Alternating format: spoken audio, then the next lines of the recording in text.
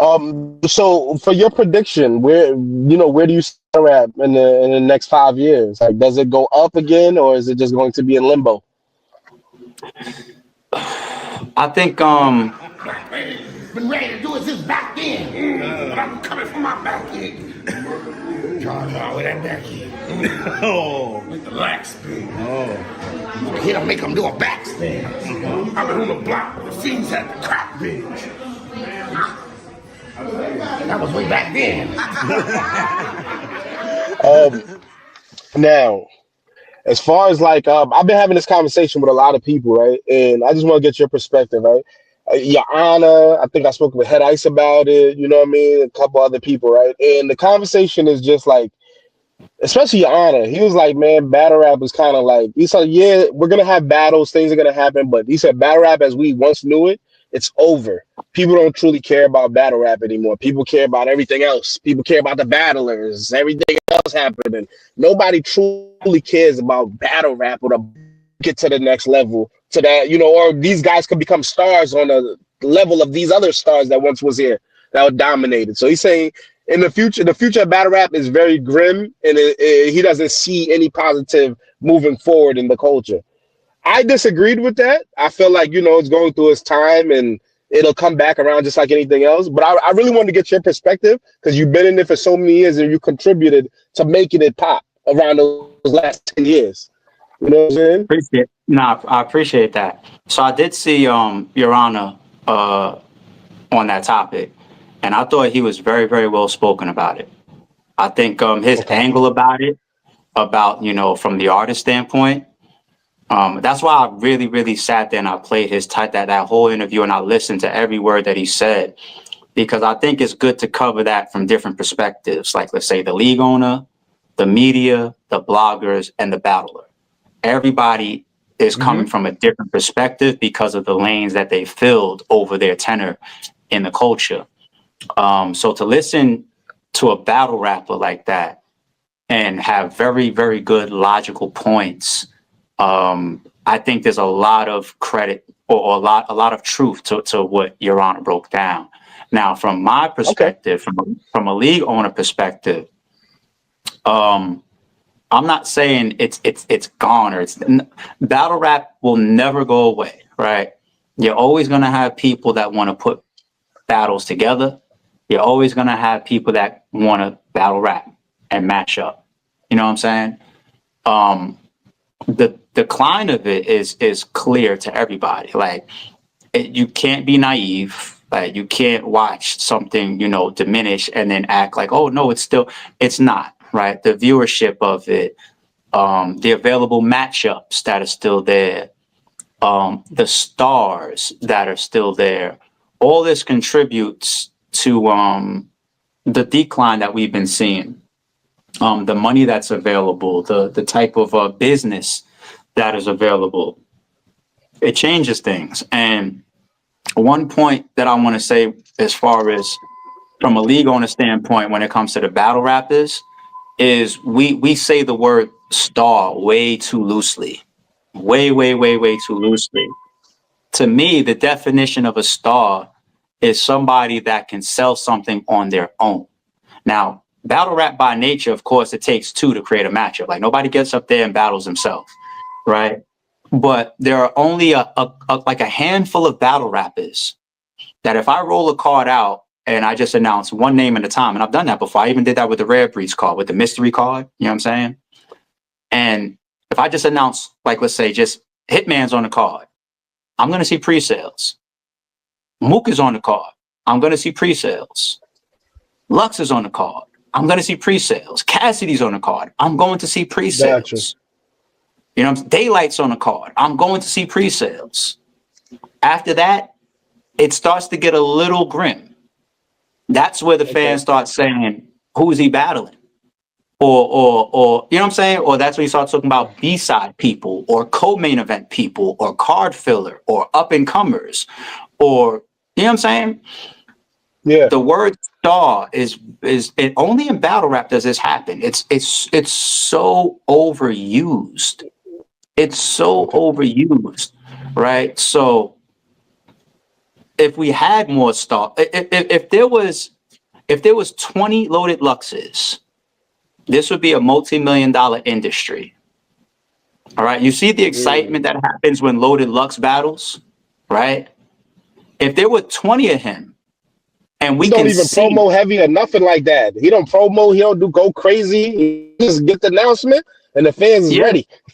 if there was 20 loaded Luxes, right, and you could see 20 of those matches, there's only 12 months in a year, right? Yeah.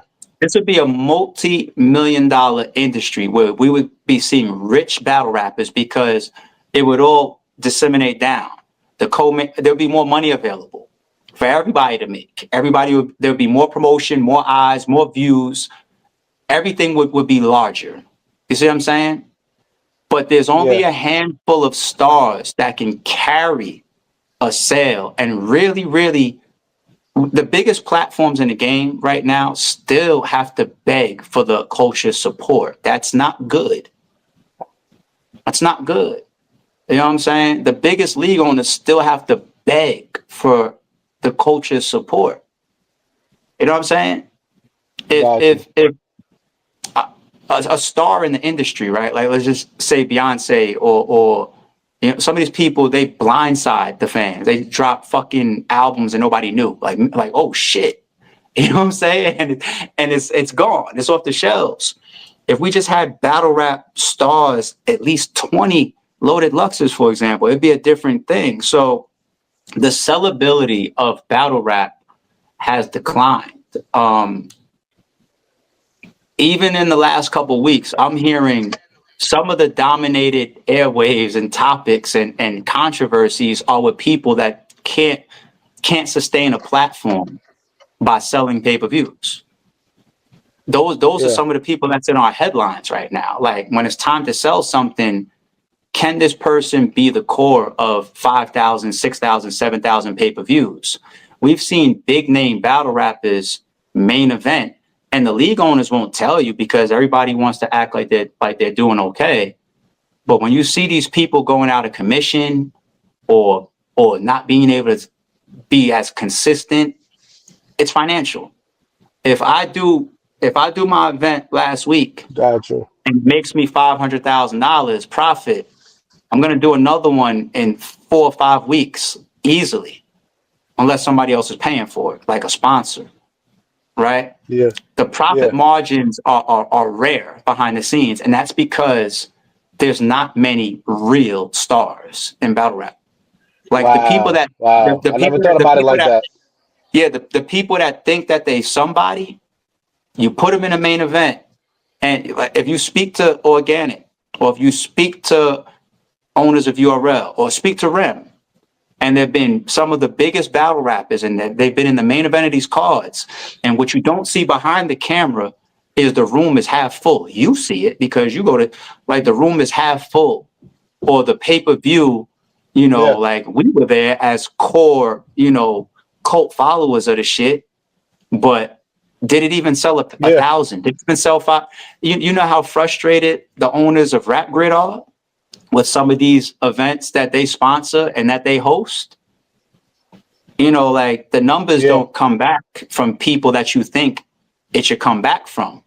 So the real stars are very rare. There's not a lot of them. So the business of it is not thriving right now. You know?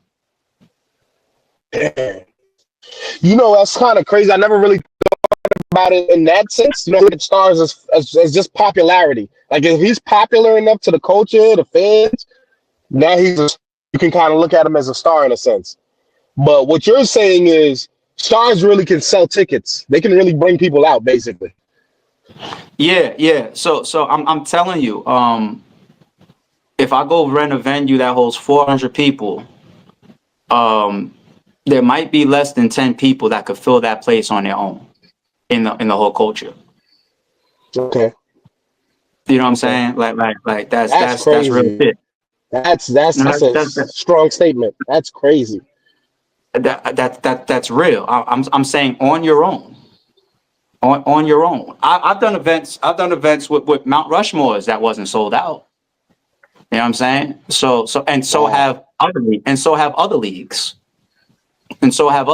You know what I'm saying? So Okay. the business, the draw, and then the culture has been, now coming from the league on, the battle rappers don't want to hear this shit, of course. And I understand. But the culture has been extremely overpaid for many years based on the return. Very, very, and you hear like Easy rant about this type of stuff, about trying to help transform Chrome, and now that shit is dead. We're not paying that anymore. And what the league owners will express it at times. You know what I'm saying? But there's only a couple handfuls of people that can really on their own generate return for what these event investments actually cost. You know what I'm saying? That's the reality of battle rap business. Yeah. So for your prediction, where do you see rap in the next 5 years? Like, does it go up again, or is it just going to be in limbo? I think I would rate it lower on the scale that we get back to the heyday. You know, like the heyday to me is like even before the ad apocalypse on YouTube, where every battle was like over 100,000 views and everybody was on YouTube, and it was just wild. Like, you know, I uploaded JC versus a Mr. Mills battle and it's probably like a couple 100,000 views or something, like, you know what I'm saying? It's just like the sprawl and the web effect of all this energy and viewership from all these platforms. It was our heyday. You know what I'm saying? That was one of our heydays, right? Caffeine was another heyday. I think that heyday gave us more something from the aspect of frequency, right? So that's another heyday, right? So you got like a YouTube heyday before the ad apocalypse. You got a caffeine heyday. You got when you had a heyday in between all of that as well, when you just have like 5 or 6 big, massive leagues that's all competing and all going. You got Guerrilla Warfare and Black Ice Cartel and RBE and King of the Dot and URL, like all at the same time, just boom, boom, boom, boom. You know what I'm saying? Like, what I don't know if it's easy to turn back to any of those eras, any of those 3 type of periods, right? Instead, Okay. I think to get back to a strong level, some of it is going to be dependent on the key factors, which is like common sense, like, you know, the platform and the battle is. So when you talk about the platform, you know, the dominating platforms right now will be Bags and Bodies, Chrome 23, URL, King of the Dot is always King of the Dot, Trenches. You know, I like the frequency of iBattle and Gates of the Garden, and you know what I'm saying? Like, I love what they continue to do, but it's really about the viewership. Like, when we start having these other outside entities coming in and covering Summer Madness, or covering Massacre or Blackout, or covering Max Out, or you know what I'm saying, or covering Chrome 23's anniversary, you know, ARP going on Fox 5, or Remy going on Joe Budden podcast, or URL going to BET, and like it's just it's Gotti that on Hot 97 before he battled Hitman or something like that. It's these leagues, and it's not easy. It's not easy because even the availability of what's left when it comes to the stars, and there's not a lot left. You know, like we could name like 5 matches, and if they all happened within the next couple months, like, then I think everything would dip even more, because it's like, all right, what's left? And what we think are stars are not I got stars. you. I see what you're saying. Yeah, so like some of these up and coming names, if you can't become the next Hitman or Mook or Averb or Goods or Calico, and you know, it's not easy to become those guys. Obviously, that's why even when there was efforts to get away from those guys because they cost them the most, you still had to spin the block and make them the core of your sale. of your main events and your co-main events and your big cards So because let me ask you this real quick, right? Just from what you're saying, Mhm, right? Is it mhm. safe to say Easy the Black Captain is the real last biggest star of battle rap because of the views he gets? You know what I'm saying? Like looks like he sells out buildings. Like Easy's on the card. As far as a new name, new face, I feel like nobody has had that type of energy outside of a twerk. But I'm talking about as far as that last leg. Is Easy truly the last superstar of battle rap? Yeah, I think you can say that. I think you can say that. I mean, it's not the history of battle rap shows that it's not easy for those guys to be created, maintained, put in the right spots, right, make the right type of moves and matchups, and then also continue to win and navigate their careers a certain way. Business is business. Times people need checks or losses come into play or politics. It's just so much that you know, creates the variables. You know what I'm saying? So it's not easy for us to see these dominating guys. And yeah, I haven't seen anybody since Easy came into that realm of one of the most talked about battlers. Like, and think about what it takes to become that. First of all, not to take anything away from the artist, you have to be that level of talent, right? So that's not a dime a dozen, Yes. okay? Like Easy's level of talent is not a Yeah. fucking Yeah. dime a I see what you're dozen. saying. That's supposed to be rare, okay? Then when you add Yeah. the promotional moves that he's made, like let's say all the way from the top tier disc to the way that he Hmm. chose some of his opponents, and then even did things like joining gun titles to bolster his reputation. You know what I'm saying? Like he did that tactically.